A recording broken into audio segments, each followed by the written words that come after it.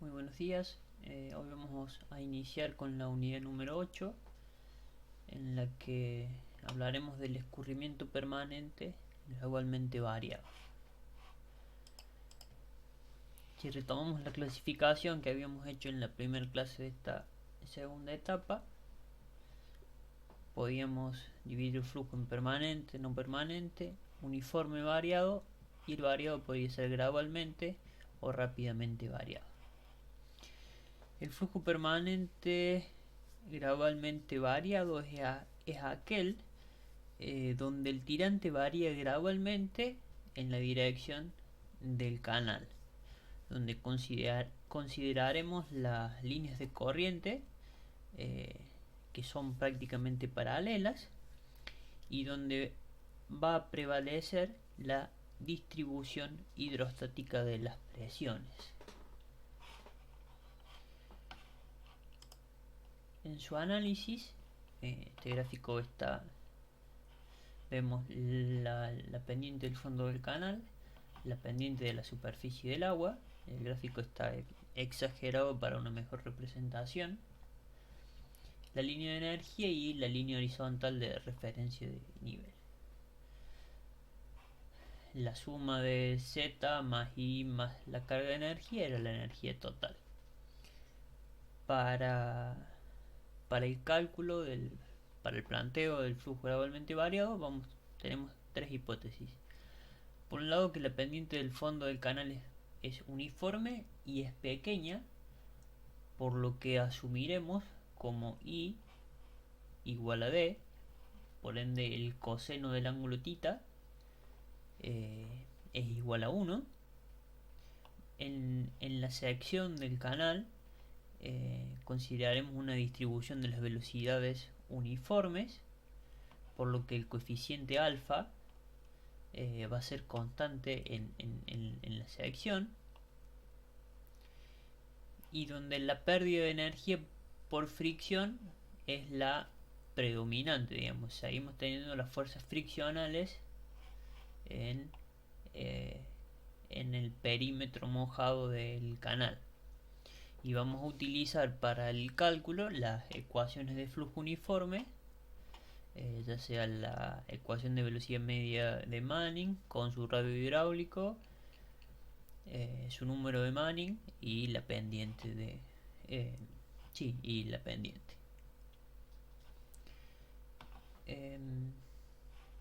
Bueno, no quiero perder mucho tiempo en esto, ya ha sido explicado en el teórico, pero aquí tenemos la suma de la energía total. Si diferenciamos esto y ponemos la velocidad en función del caudal, teníamos por aquí que el diferencial de z sobre diferencial de x era la pendiente del fondo del canal, y el diferencial de h, el diferencial de energía en la variación de x, era la pendiente de la línea de energía. Y trabajando sobre esta ecuación llegábamos a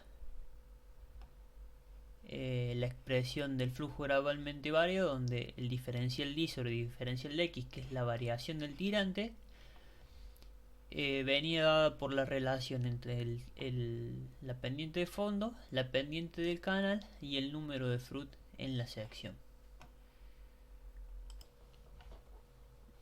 Definiremos como el perfil de flujo a aquel perfil que adopta la superficie libre del agua en cualquier condición de flujo del canal.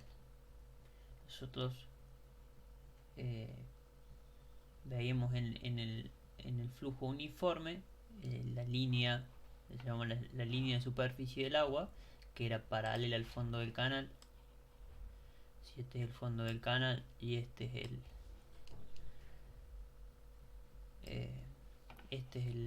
pelo de agua,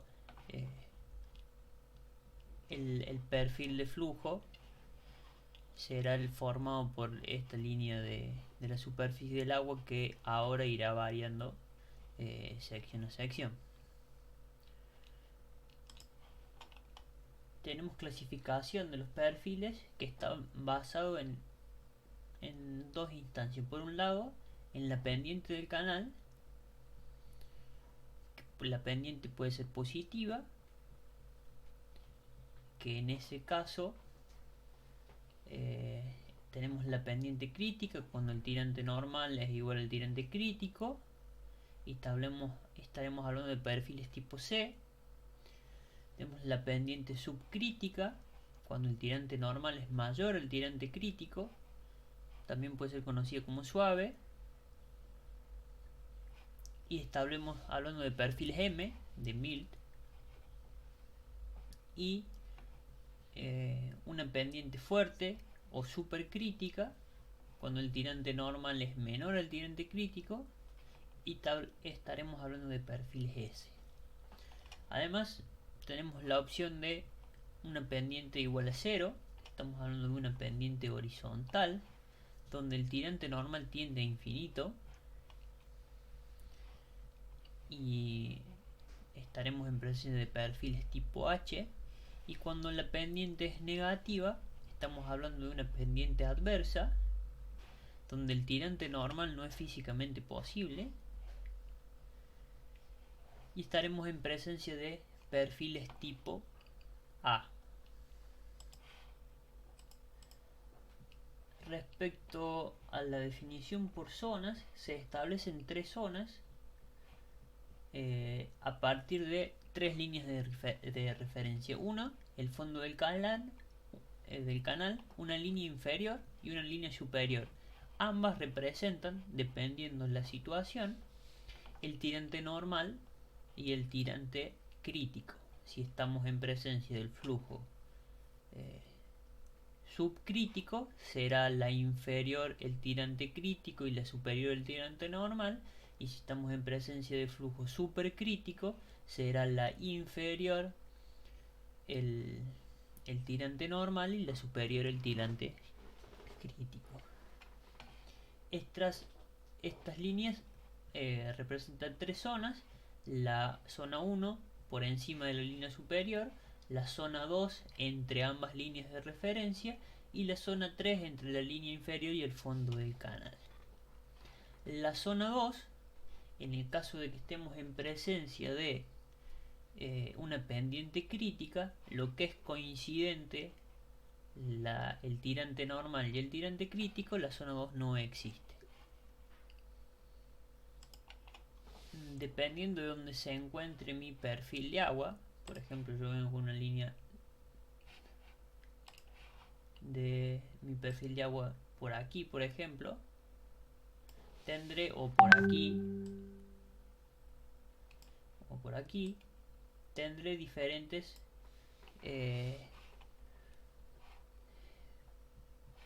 comportamiento en diferentes curvas de referencias. Si analizamos la ecuación del flujo gradualmente variado, podremos tener hacer un análisis del comportamiento esperado en la curva según donde nos encontremos. Si el tirante normal, si el tirante que yo tengo tiende al tirante normal, eso significa que la pendiente de fondo es igual a la pendiente de la pendiente de la línea de energía es igual a la pendiente de fondo, por lo que el diferencial es igual a 0 y el perfil tiende a una paralela al fondo del canal. Yo tiendo al flujo uniforme. En el caso de que el tirante tienda al crítico, vamos a suponer que este sea el crítico y mi flujo tiende al crítico, Fruit tiende a 1, por lo que aquí es 0, y el diferencial tiende a infinito, por lo que el perfil tiende a una caída vertical, a una asíntota vertical que yo tendré aquí. Por eso tengo una caída brusca hacia el crítico. Y si el tirante tiende a infinito, Fruit, que es el caso en la horizontal, en la pendiente horizontal, por ejemplo, el Fruit y la pendiente de fondo tienden a 0, el diferencial se cortó y no me di cuenta. Decíamos que si el tirante tiende a infinito, el fruit y la pendiente de línea de energía tiende a cero, el diferencial tiende a cero y el perfil tiende asintóticamente a la horizontal. A partir de estos análisis y de las diferentes zonas y pendientes que tenemos, aparecen familias de curvas de comportamiento, donde tenemos la pendiente horizontal, y en la zona 1 no existe porque no tenemos tirante normal. Tenemos la curva H2 y H3, como tienden al crítico, tienden a la vertical. Tenemos en la pendiente suave las curvas 1, la M1, M2 y M3, respectivamente su zona. Aquí vemos cómo tiende a la horizontal, dependiendo del caso, o puede tender el tirante normal. Aquí vemos cómo tiende el crítico, por eso tenemos una caída abrupta, y aquí también tiende al crítico, tiende verticalmente. Lo mismo ocurre para la pendiente crítica. Aquí vemos donde no tenemos la clase 2, no tenemos presencia porque habíamos visto que el tirante normal y el crítico eran el mismo. Aquí tenemos cómo va fluctuando el agua y decimos que es permanente si analizamos un estado, un sector, digamos, no un punto.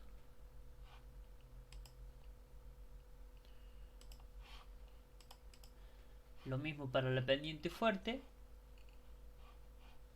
Tenemos la curva S1, S2 y S3, y en el caso de la pendiente adversa. El perfil M1 es normalmente la curva de remanso más conocida. Suele ocurrir cuando aguas abajo de un canal yo coloco una compuerta o una subnivelador. Si, por ejemplo, este es el fondo de mi canal, vamos a ir aquí arriba, este es el fondo de mi canal y yo aquí coloco una compuerta. Yo tenía un tirante normal, mi tirante normal. Por el comportamiento de esta compuerta, necesariamente para que el caudal que pase aquí siga siendo el mismo, aquí debe subir el pelo de agua, por lo que aquí tendré una curva de remanso que iniciará en un tirante que deberé conocer para que me determine este caudal, irá variando hasta llegar a el tirante normal que yo tenía, y esto es una curva tipo M1. Aquí a la salida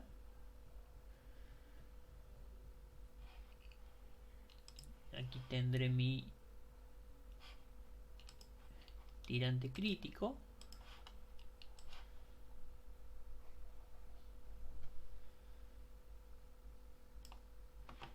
y aquí tendré, por ejemplo, una curva M3 a la salida del tirante crítico y buscará hacia el tirante crítico.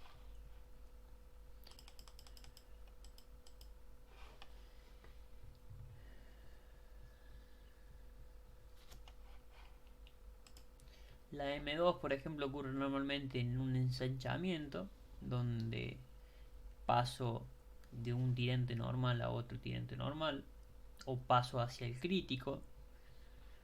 Y la M3 normalmente se ocurre, por ejemplo, como decíamos, a la salida de una compuerta. En el caso de los perfiles de pendiente crítica, ocurren normalmente en una transición entre una curva M y una curva S, donde tengo un cambio de pendiente. La S1 es asintótica aquí a la horizontal. Aquí tenemos el flujo uniforme crítico, como habíamos dicho, y y la S3 también es asintótica. En el caso de los perfiles S, la S1 inicia aquí en un resalto hidráulico porque yo tengo aquí, paso por el tirante crítico, si que hago un cambio de régimen. Yo venía con este tirante normal y paso por el crítico, por un resalto hidráulico, inicia en el resalto hidráulico y busca asintóticamente hacia la horizontal. Caso nuevamente de una compuerta o una SUD o de un cambio de pendiente. La S2 es una curva en caída cuando yo vengo del crítico hacia el normal. Y la S3 es una transición donde yo vengo con un flujo crítico entrante. Por ejemplo, si yo aquí tengo una compuerta por debajo del tirante normal, yo tengo una salida aquí de la compuerta y buscará hacia el tirante normal con una curva S3.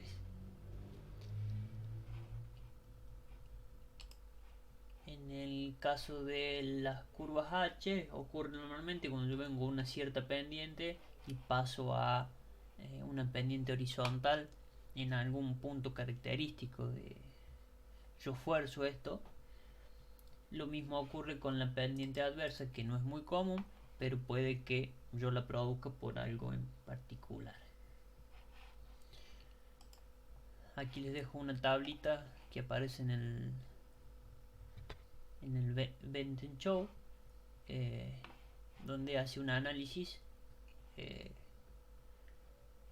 de lo que ocurre con los tirantes en cada zona y el comportamiento de las curvas. Hemos sido repetitivos en esto de las curvas porque es fundamental para que todo lo que viene por delante, entender qué tipo de pendiente estamos, si es una pendiente fuerte, S, suave, M, horizontal, es fundamental para el flujo gradualmente variado y su comportamiento. Y lo mismo ocurre para los tipos de curva porque serán fundamentales buscar el punto donde yo debo calcular el flujo gradualmente variado. Otra definición importante que necesitamos son las secciones de control, que son secciones de un canal donde se puede establecer una relación definida entre la superficie libre del agua, entre el tirante y el caudal. Como caso típico tenemos el ejemplo de la compuerta, donde yo tenía un tirante normal, por ejemplo aquí.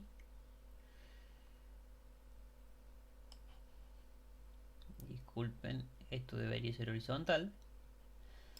Coloco una compuerta, se me produce una elevación del pelo de agua y esta compuerta influye aguas arriba, me produce un régimen subcrítico, y a la salida de la compuerta yo controlaré el caudal con la apertura de esta compuerta en un régimen normalmente supercrítico. El comportamiento, cuánto caudal eroga y si es cuánto se mantiene este flujo supercrítico dependerá si la compuerta está ahogada o no, que eso ya lo veremos más adelante.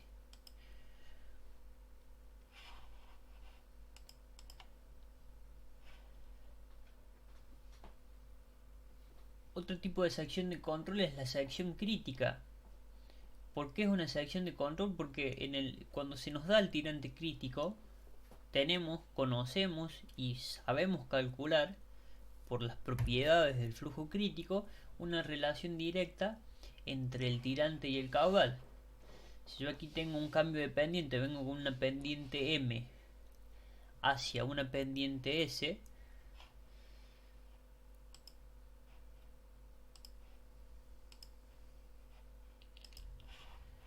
en la pendiente M tendré mi tirante crítico por encima de él mi tirante normal. Y en la pendiente fuerte tendré mi tirante normal y por encima de él el tirante crítico. ¿Cómo es el tirante crítico de las dos secciones? Y no depende de la pendiente, por ende el tirante crítico en ambas secciones, en la zona de pendiente fuerte y pendiente suave, es el mismo. Si yo vengo con mi tirante normal por aquí,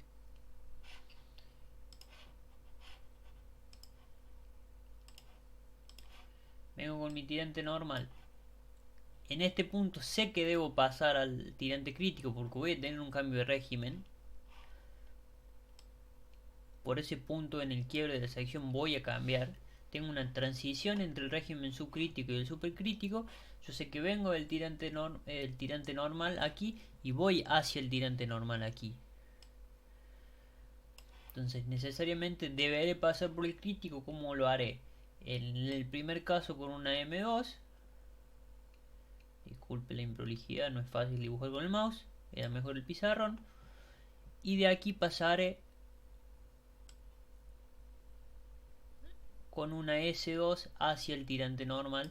Y lo que suceda después de aquí dependerá de las condiciones agua abajo. Pero si esto no se interrumpe, continuaré con mi tirante normal.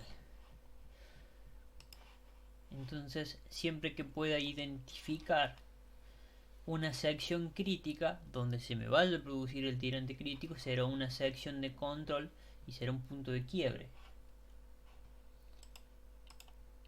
Otra sección de control puede ser la entrada o la salida de un canal, donde el comportamiento, lo que ocurre aquí como descarga, dependerá del nivel y del tipo de pendiente que tenga. Ya lo veremos un poquito más adelante. Pero de lo que estamos seguros es de que el nivel del almacenamiento, tanto en la entrada como en la salida, es la condición de frontera para cualquier valor de caudal. Si esta es mi salida y aquí tengo, este es mi tirante crítico por aquí abajo y este es mi tirante normal. Si el pelo de agua del almacenamiento está por encima de ambos, tendré una curva M1. Si, por ejemplo, y esta es una pendiente suave, si mi pelo de agua está aquí, el comportamiento será distinto. Yo vendré con mi tirante normal y tenderé con una M2 hacia mi tirante normal. Y si el pelo de agua está por debajo, o esto es una caída libre, vendré con mi tirante normal y deberé ir, si tengo que llegar a este punto, deberé llegar en algún momento, deberé llegar al crítico. No sé si será aquí o aquí, porque tengo un traslado del tirante por el cambio de energía potencial a cinética, pero yo sé que cercano al extremo se me dará mi tirante crítico. Entonces el nivel del almacenamiento va a ser siempre una condición de contorno. A partir de lo dicho hasta aquí haremos algunos ejercicios, en primera instancia esquemáticos, de cómo es el comportamiento del perfil del flujo. Me pide esquematizar el perfil de flujo y vamos a suponer que en los cambios de pendiente que yo tenga siempre se alcanza el flujo uniforme entre transición y transición. Aquí me dice que tengo dos reservorios y que aquí tengo una pendiente fuerte y aquí tengo una pendiente suave. Y me dice que este reservorio está por debajo del nivel crítico de esta sección. Como inicio, no sé qué caudal es, no sé cuál es el nivel del tirante, no sé cuál es el tirante crítico, no sé cuál es el tirante normal. Lo que sí podemos saber de antemano, si yo trazo un tirante crítico, que va a ser el mismo para ambas secciones, para ambas pendientes, porque no depende de la pendiente. Y aquí me dice que el reservorio está por debajo del crítico. Entonces, si este es mi crítico, vamos a suponer que esto es paralelo al fondo, aquí tendré mi tirante crítico. Y no sé cuál es el tirante en la sección, pero lo que estoy seguro es que mi tirante normal, si la pendiente es fuerte, estará por debajo del tirante crítico. Y si la pendiente es suave, mi tirante normal está por encima del crítico. Entonces, si aquí tengo un cambio de pendiente, aquí probablemente sea el crítico. ¿Y qué otras condiciones de control tengo? La altura del reservorio y la altura del reservorio.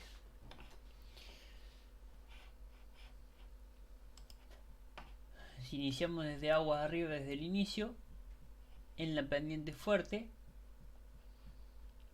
mi pelo de agua está aquí.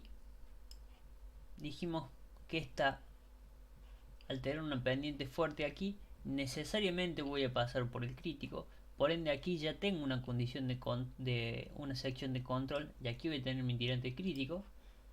Por ende, aquí tendré una curva, disculpen la improlijidad así, que será, si esto es S, será una S1. Y aquí tenderé al tirante normal de esta sección. ¿Cómo tendría el tirante normal? Con una curva S2.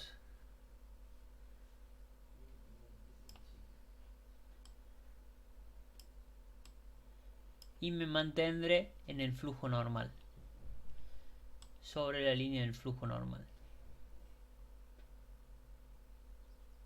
Aquí nuevamente tengo un quiebre. ¿Cuál es el tirante normal de esta sección? Aquí tenderé a este tirante. Entonces, si yo vengo con flujo subcrítico, me voy a un flujo, vengo con flujo supercrítico, me voy a un flujo subcrítico, necesariamente tengo un cambio de régimen, voy a pasar por el crítico, y si tengo un cambio de régimen, tengo un resalto hidráulico. La ubicación de ese resalto hidráulico puede ser antes o después del cambio de pendiente, ya lo veremos más adelante. Pero en primera instancia vamos a hacer que sea después. Aquí tendré una M3, porque aquí ya tengo una curva M. Tendré mi resalto hidráulico y tenderá al tirante normal aquí. Y continúo en el próximo video. Dijimos que llegábamos aquí al tirante normal después de un resalto hidráulico.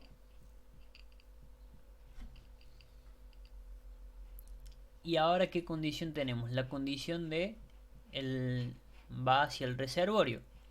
El reservorio está por debajo del crítico, así que nuevamente tendré una caída con una M2 que pasará por el crítico. Aquí tendré el tirante crítico, y será una M2,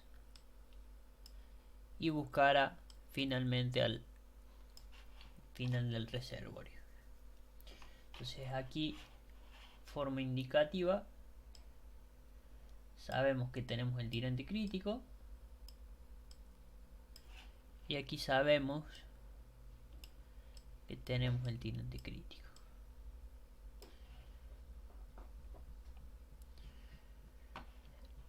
Lo que ocurre aquí, como dije anteriormente, sabemos que vamos a tener un resalto. Por el momento no sabemos dónde, si será aquí o el resalto puede darse aquí.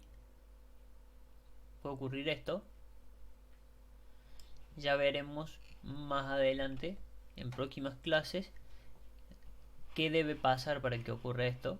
Este caso, el primer caso o el segundo, y el porqué de los mismos. Pero nuevamente tenderá al normal de aquí y luego tenderá al nivel del reservorio. Aquí tenemos un ejercicio similar donde tengo dos reservorios, y aquí tengo una pendiente fuerte y una pendiente horizontal. Nuevamente no sabemos el caudal, no sabemos cuáles son las pendientes, pero sí podemos estimar el comportamiento de los tirantes críticos y el tirante normal. En la pendiente fuerte tengo mi tirante normal, creo que antes había usado el verde para el normal.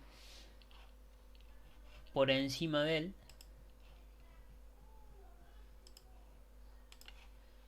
tendré mi tirante crítico, y en la pendiente horizontal el tirante normal tiende a infinito y el tirante crítico es el mismo que traíamos.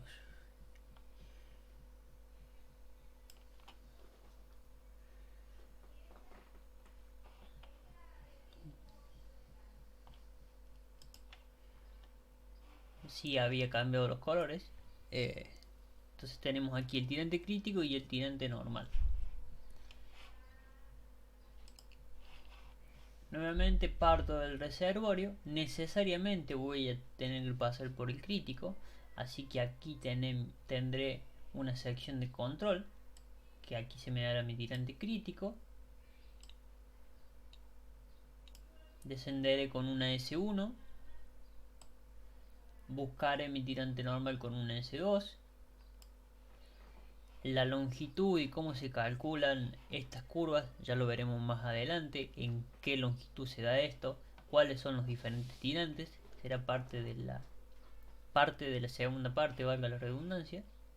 Me mantendré aquí sobre mi tirante normal, y aquí en la pendiente horizontal no tengo tirante normal, sino que va a tender el crítico. Entonces tenderá el crítico, acá fluctuará en el crítico, y luego buscará la caída del reservorio con una curva H3. Aquí nuevamente esto puede ocurrir antes de la pendiente o después de la pendiente, ya lo veremos más adelante el porqué de eso. Hay más ejercicios como estos. Hacemos uno más que aquí ya nos dan las líneas definidas, no nos dice qué tipo de pendiente es. Aquí tenemos una línea de trazo y una línea de menor trazo. Esta línea no varía, es la misma en ambos canales, en ambas pendientes. El tirante normal, si yo cambio la pendiente, va a cambiar. ¿Cuál no cambia? Y el tirante crítico, porque no depende de la pendiente. Entonces tenemos por aquí que este es el I crítico. Vamos a marcar aquí, no, lo remarcamos para que resalte. Y luego tenemos aquí el tirante normal, y aquí tenemos el tirante normal. Si el tirante normal está sobre el crítico, estamos en un flujo subcrítico, por ende aquí tendríamos una pendiente suave. Entonces aquí tenemos una pendiente M, y aquí tendríamos una pendiente fuerte, una pendiente S, siendo respectivamente estos sus tirantes normales que ahora remarcaremos. Bueno, vamos en busca de nuestras secciones de control. En el inicio yo sé que parto desde mi reservorio. Esta es una altura definida. Aquí tengo un cambio de pendiente, tengo un cambio de régimen entre una sección y la otra. Paso de un régimen subcrítico a un régimen supercrítico. Por ende pasaré por el crítico en esa transición y será aquí en este cambio de pendiente. Así que aquí tendré mi tirante crítico, vuelvo a tener una sección de control. Y aquí tengo un reservorio, pero que como que vemos que tiene aquí como un vertedero. Este no es el nivel sino este. Por ende el caudal deberá pasar por aquí encima. ¿Cuál es este H? Bueno, ya lo veremos cuando calculemos vertedero, pero necesariamente deberá ser el H que me garantice el caudal que pase por el canal, descargue aquí y aquí descargará. Entonces, si empezamos desde aguas arriba, aquí tendré una transición con una M1 hasta llegar a mi tirante normal. Se mantendrá en el tirante normal hasta que comience a tener un flujo gradualmente variado hacia el tirante crítico. con una M2. Aquí buscaré nuevamente mi tirante normal, pero ya en un flujo supercrítico. Tenderé con una S2. Se mantendrá ese flujo uniforme hasta que tenga la influencia de lo que pasa aguas arriba. Aquí aguas arriba del reservorio, una S1 tiende parte de un resalto hidráulico. Tengo un resalto hidráulico porque vemos que cambiamos de régimen, siempre en la pendiente fuerte, pero cambiamos de régimen, necesariamente tengo que pasar un flujo subcrítico aquí. Entonces, para eso, si tengo un cambio de régimen, tendré un resalto hidráulico, y después del resalto hidráulico iniciará mi curva S1, que tenderá hacia el nivel de este vertedero para descargar en el embalse. Así que acá tengo un resalto hidráulico y aquí tengo una curva S1. Repito, disculpen la improlijidad que se logra con el mouse. En la guía, y aquí le dejo también en la presentación, ejercicios similares donde deberán identificar bajo qué pendiente estamos trabajando y los diferentes perfiles y las curvas que tengo en cada caso.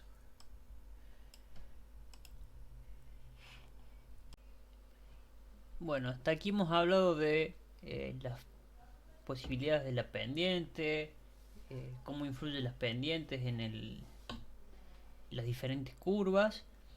Hemos esquematizado los posibles perfiles, pero siempre decíamos que no conocíamos el caudal que ingresaba en el canal.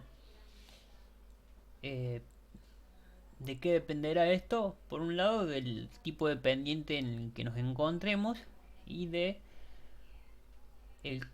las características de la entrada. Para calcular el caudal que ingresa que pasará por la sección del canal, vamos a considerar que el agua ingresa libremente desde el almacenamiento. Y aquí tenemos dos casos de análisis. Por un lado el de la pendiente subcrítica y por el otro el de la pendiente supercrítica. Si analizamos en la sección, entre la sección 0 aquí, al borde de la entrada, y una sección E, planteamos la ecuación de energía. Tendremos el tirante E, lo vamos a llamar E de entrada, más la carga de velocidad puesta en función del caudal, más una pérdida de energía que está dada por este coeficiente K sub E, que depende de las características de el ingreso, si son bordes redondeados o no, la forma que tiene esto, si es rectangular, si es trapezial, etcétera, etcétera.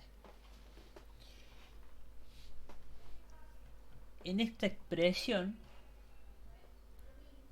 como desconocemos este tirante E, aquí lo único que tenemos como condición de contorno es la entrada. No sabemos lo que ocurre aquí porque no llegamos al crítico. Si nosotros llegáramos al crítico, tendríamos otra sección de control, sabríamos el caudal que pasa aquí. Aquí no lo sabemos.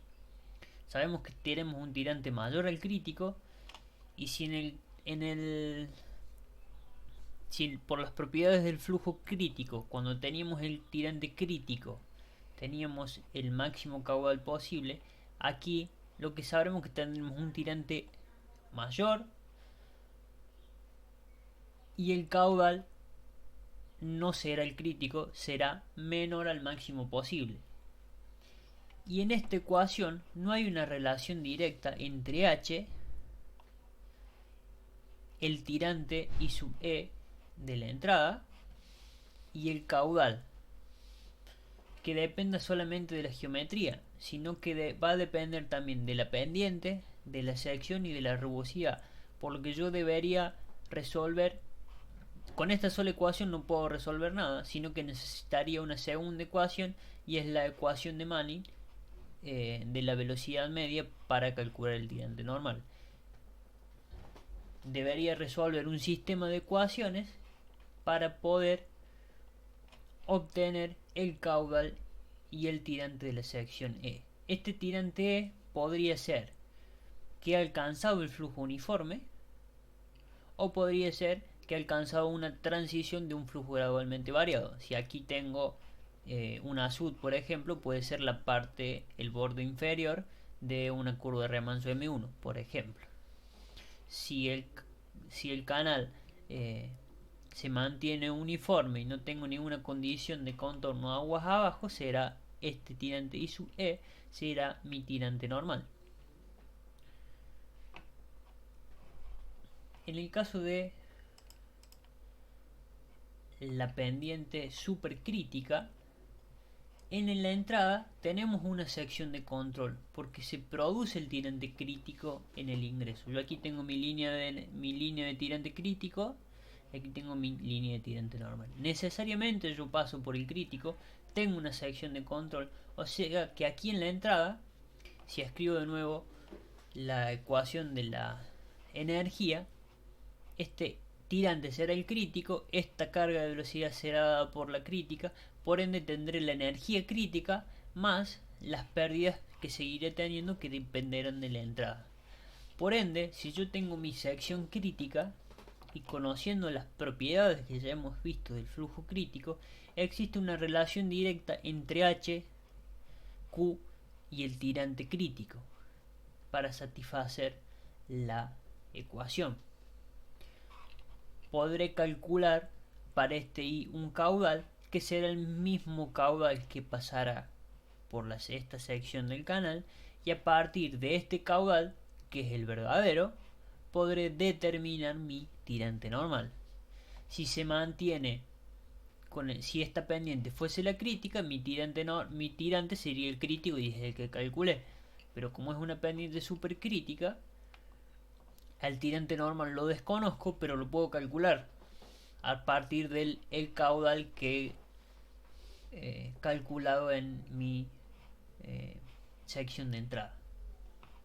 Entonces, a partir de esto tenemos un ejercicio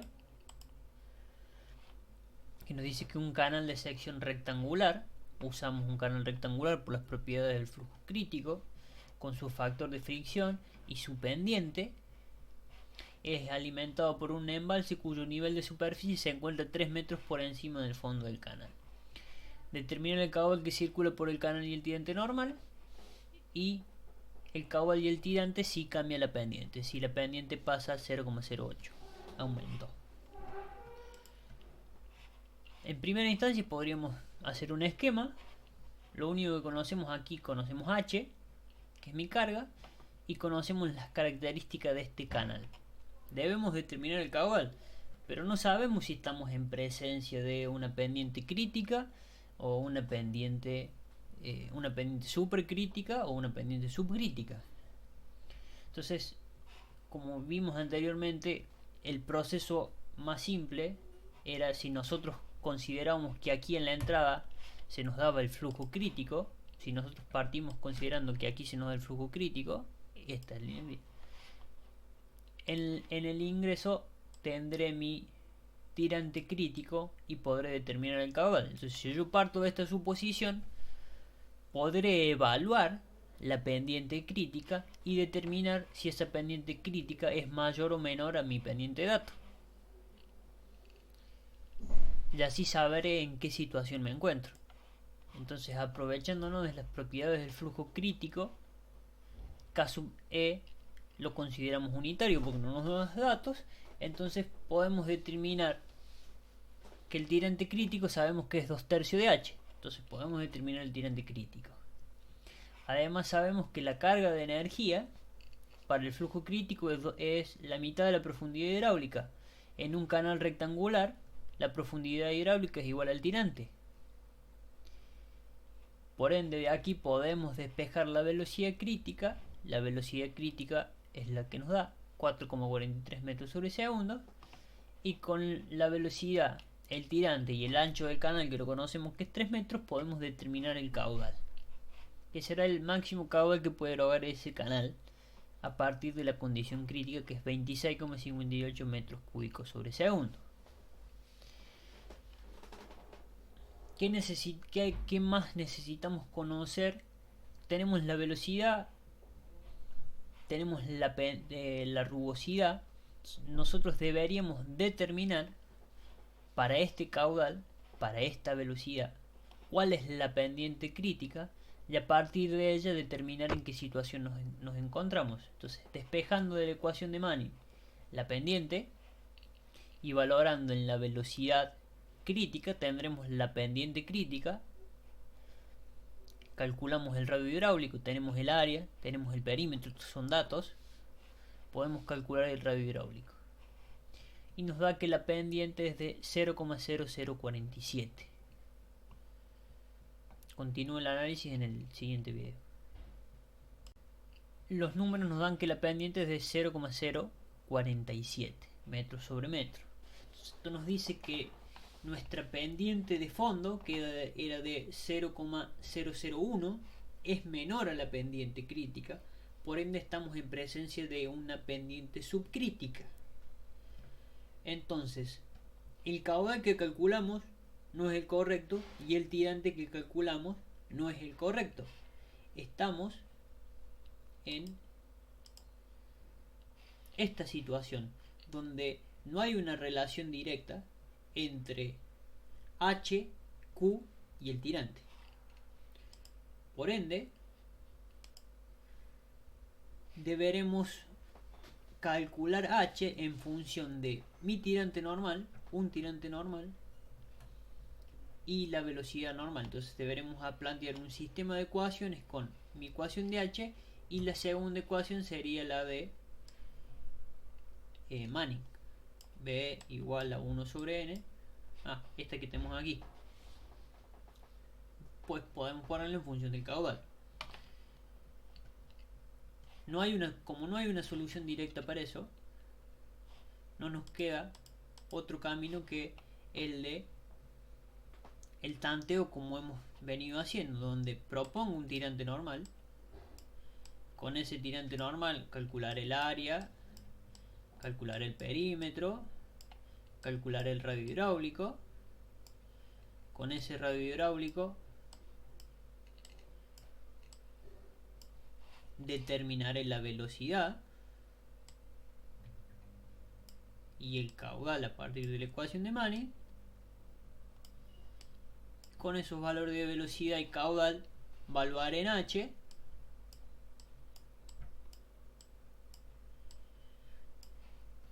y con ese valor de H haré la diferencia con este valor de respaldo que yo tengo aquí, que es de 3 metros, y veré cuán cerca o no. Haré la diferencia cuán cerca estoy de mi tirante normal y del caudal. Para eso yo he recurrido a Excel en este caso. Y ahora, ¿qué sabemos? Normalmente nosotros siempre partimos, por facilidad para mí, siempre planteado de 1. Pero ahora, ¿qué sabemos nosotros? Que si estamos en una pendiente subcrítica, sabemos que el tirante será mayor al tirante crítico. Por ende, no tiene sentido iniciar por debajo del valor de 2, que es mi tirante crítico. Entonces, mi valor va a ser 2 o más. ¿Cuánto? No lo sé.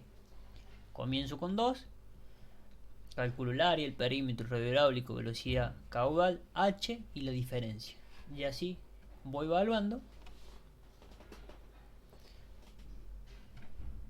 Y llegamos a que para un tirante de 2,75 se me satisface llego al H igual a 3 y la diferencia se me hace 0.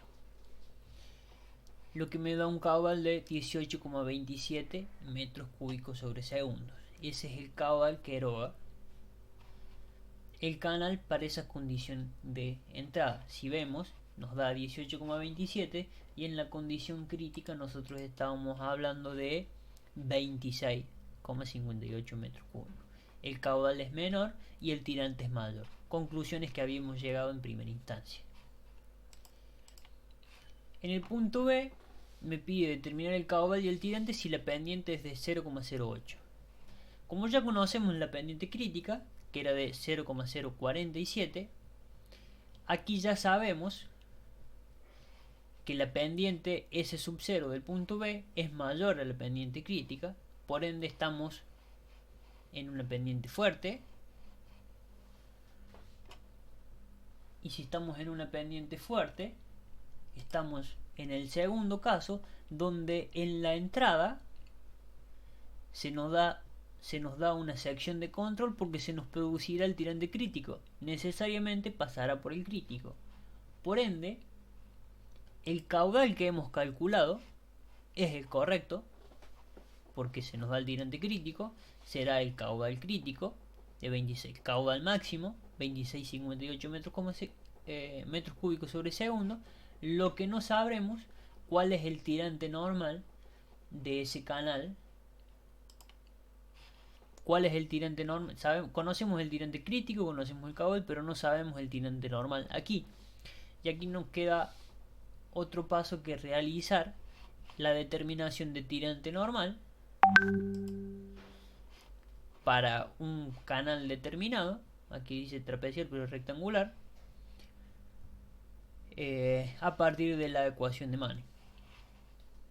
Es trapecial porque aquí está corregido el ZK0 del rectangular. Si ustedes recuerdan, en el rectangular, en el trapecial, nuestro valor de Z era este, 1.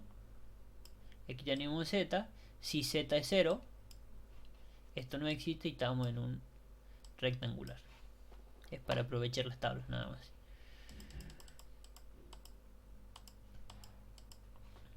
Nuevamente recurro al Excel. La solución del tirante normal la vimos en las clases pasadas, donde yo conocía de la ecuación de Manning, la ponía en función del caudal. Aquí se le agrega el caudal igual a velocidad por área, y en esta ecuación aquí agrego el área, donde yo conozco el caudal, conozco la pendiente y conozco el número de Manning. Despejo de aquí y deberé jugar, entre comillas, con el proponer diferentes tirantes normales hasta llegar a la igualdad. Nuevamente, ¿qué sabemos? Estamos en un flujo supercrítico. Por ende, mi tirante normal será menor al tirante crítico, por ende será menor a 2. Una posibilidad: iniciar en 2 e ir disminuyendo, o empezar en un valor menor que 2. En este caso yo empecé en 2, esta es la diferencia que me da, y luego fui disminuyendo hasta 1,64, que aquí tenemos una diferencia de 2 centímetros. De 2, no, de 0,2, no es centímetros esto, perdón. Si recurro al solver en el Excel, me dice que mi tirante para una diferencia de 0 es 1,634, que ese va a ser mi tirante normal. O sea que en el punto B el caudal será 26,58 metros cúbicos sobre segundo y el tirante normal en la sección del canal será de 1,634. Bueno, hasta aquí la clase de hoy. Por más consultas estamos a disposición en el foro. Y bueno, en la próxima encararemos ya el cálculo numérico de los diferentes tipos de perfiles. Repito que es necesario que quede claro los tipos de pendientes, los tipos de curva, porque serán fundamentales para lo que comience de aquí en adelante. Saludos.